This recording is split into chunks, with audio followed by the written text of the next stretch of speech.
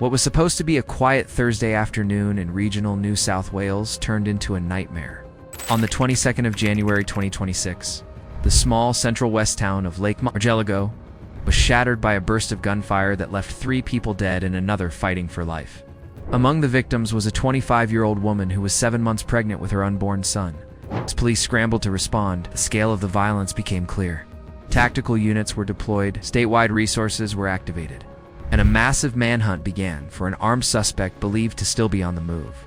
The shootings exposed deep cracks in rural policing and raised urgent questions about how someone already known to the courts was able to carry out such a calculated attack. The timing made the tragedy even heavier. The shootings happened on the National Day of Mourning, set aside to remember the victims of the Bondi Beach attack just weeks earlier, on the 14th of December 2025. But while Bondi was labeled a terror attack, what unfolded in Lake Cargelligo was something different and just as devastating. Police say it was a violent domestic dispute that spiraled into a deadly, pre-planned rampage, carried out by a man who was technically complying with bail conditions. The first emergency call came in at around 4:20 p.m. from Bucara Street. When officers arrived, they found a dark hatchback parked at the curb, its windows blown out by bullets. Inside were 25-year-old Sophie Quinn and her friend, 32-year-old John Harris. Both had been shot while sitting in the car. Despite frantic efforts by witnesses and first responders, neither could be saved. They were pronounced dead at the scene, but the violence didn't stop there. Just minutes later, another call came in, this time from Walker Street, less than 2 minutes away by car. In a residential driveway, 50-year-old Narita Quinn, Sophie's aunt, and 19-year-old Caleb McQueen had been shot. Narita Quinn died where she fell.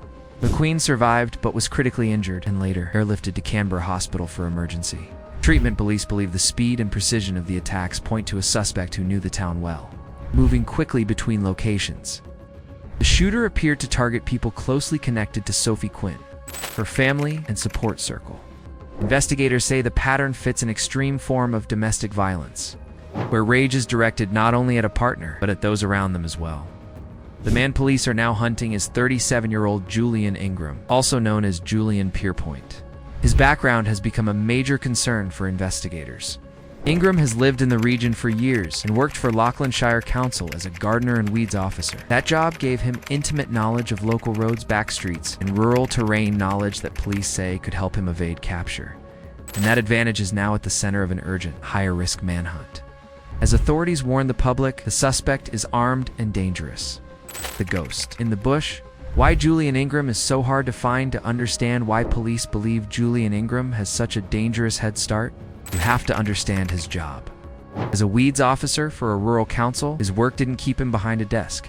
It took him deep into the bush, across dirt tracks, irrigation channels, and remote farm boundaries rarely seen by regular police patrols. Ingram's daily role involved locating and managing invasive plants like phalaris and acacias across the vast Lachlan Shire, an area spanning roughly 15,000 square kilometers.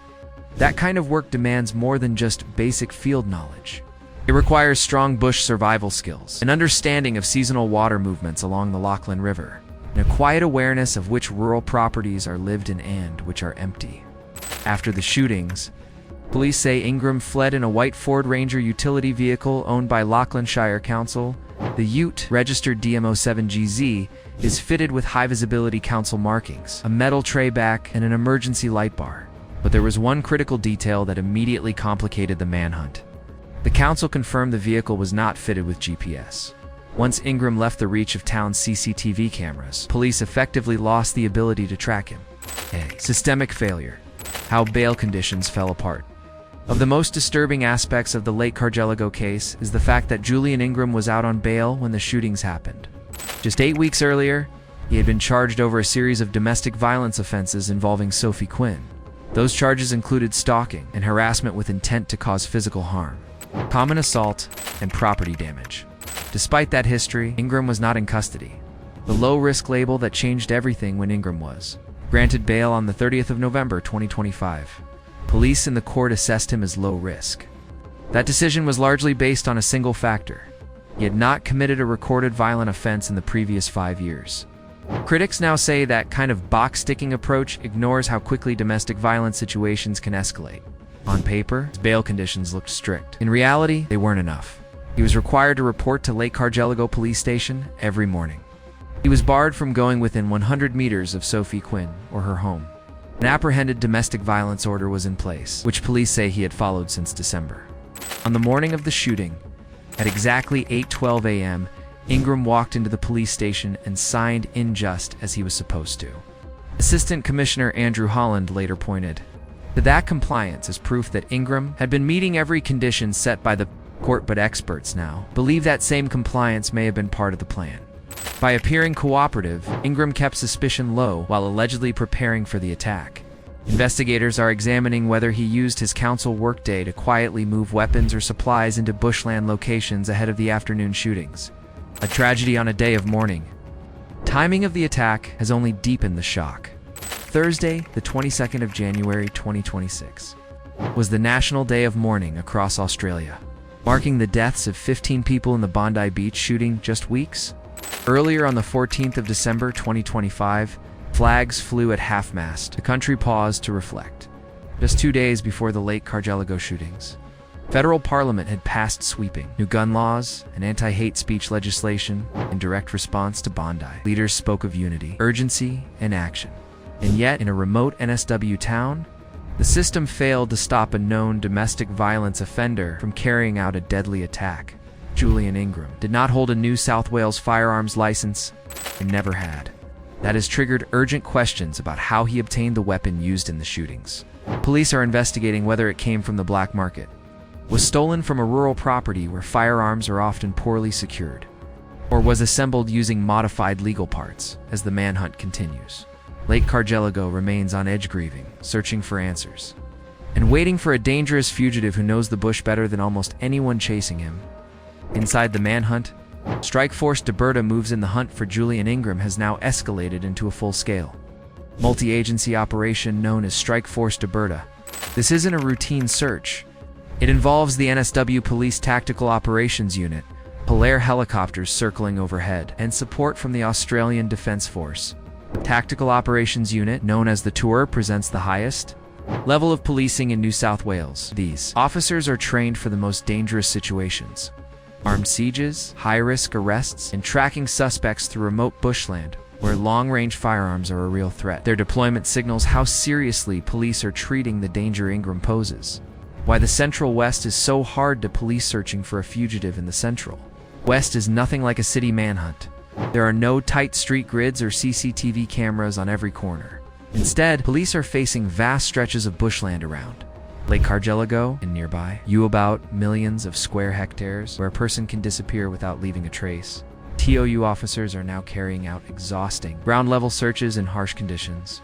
These are physical, punishing operations by training standard. A TOU officer must be able to complete a 10-kilometer march carrying more than 25 kilograms of gear, plus a rifle.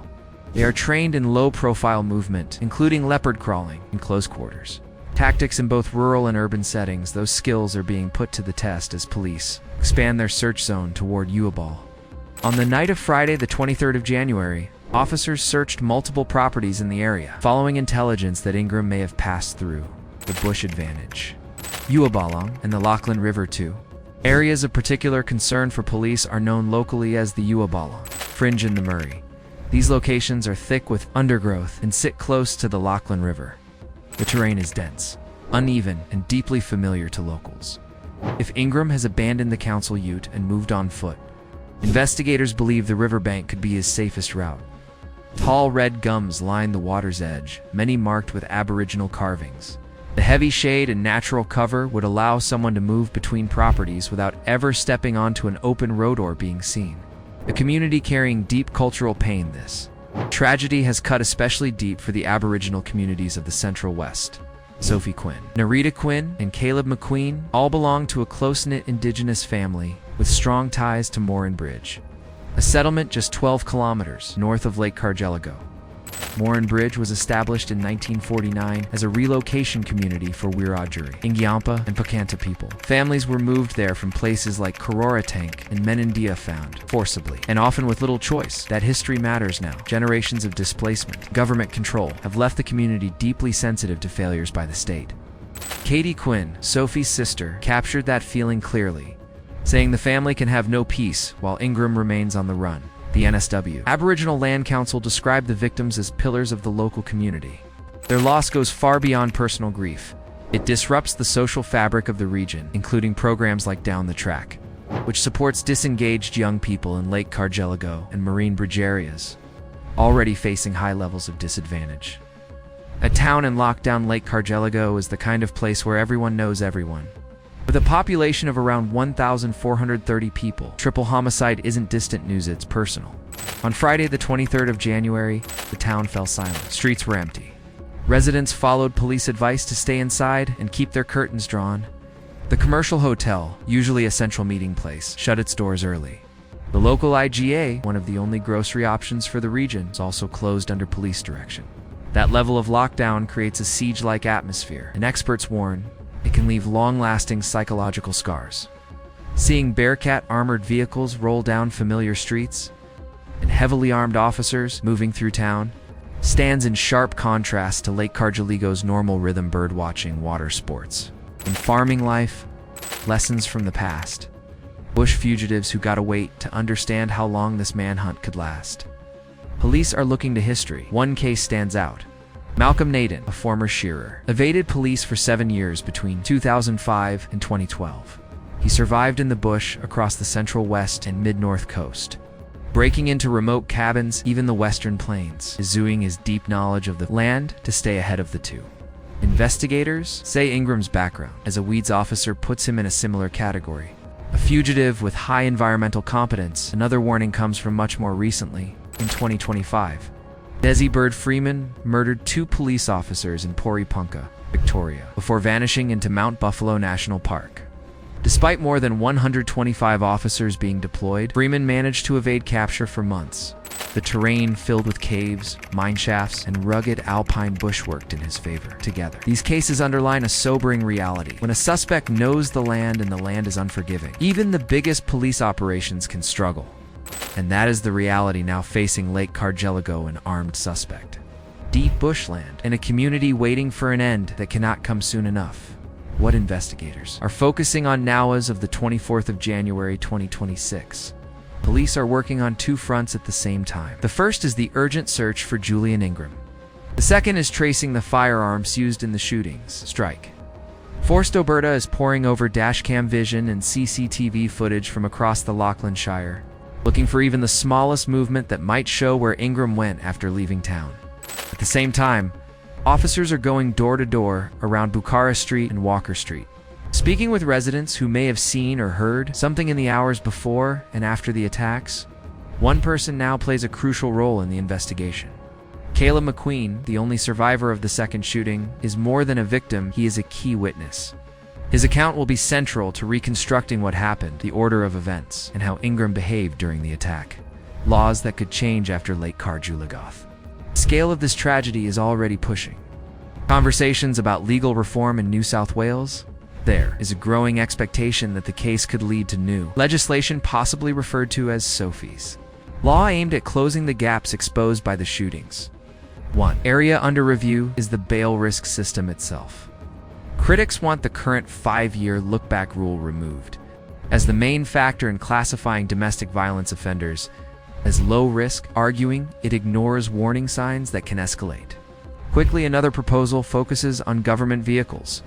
There are calls to make GPS tracking mandatory in all council-owned vehicles, especially those used in remote and agricultural areas. With systems that cannot be switched off or removed, firearm security in rural regions is also under scrutiny. Lawmakers are considering tougher penalties for the theft or loss of guns, with the aim of shrinking the pool of weapons that can end up in the hands of people who are legally banned from having them. A town waiting for answers. Triple shooting in Lake Cargelligo has become a painful reminder that some of the greatest dangers in remote Australia don't come from ideology or terrorism, but from domestic violence and from systems that fail to properly contain people already flagged as a risk. For the communities of Morin Bridge and Lake Cargelligo, life is on pause. Grief hangs in the air as residents wait for the manhunt to end and for their town to stop feeling like a combat zone. The names Sophie Quinn, John Harris, and Narita Quinn will not be forgotten. Their legacy is likely to shape future reforms as New South Wales confronts a hard truth. A bail order or an ADVO is just paper. Without real oversight and enforcement, especially in remote regions, it is no protection at all.